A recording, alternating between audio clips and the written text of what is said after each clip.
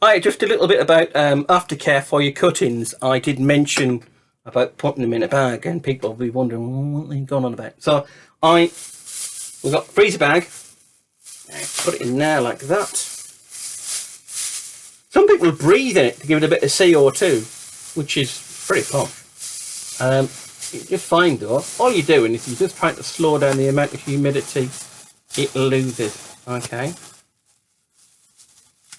That's pretty much all we're doing. The other thing about putting a bit of air in it stops the bag from falling on the cutting.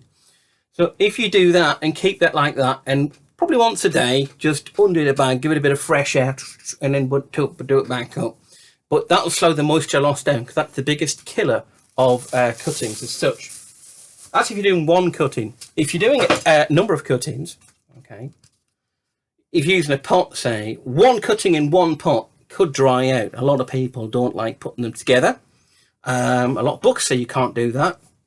Well, that's what the books say. However, in the real world, we put a number of cuttings in because that creates what's called a microclimate. So if you can imagine that all of these are your cuttings here, okay, just one on its own is going to get a lot of air around it and it's going to struggle a little bit. But if you've got them all together, they create a microclimate and they all help each other. Okay, so by putting a number of cuttings, look at my video previously on doing the carnations and stuff, and that will be ideal, really. If you want to prove a point, see, I didn't cut myself because the plaster does work when you do your cuttings. Yeah, so if you look at the carnation one, you'll see that I did a load in a tray, and they should help each other to a certain extent. Okay, so when you're doing your cuttings, it isn't just about a sharp knife, stick them in.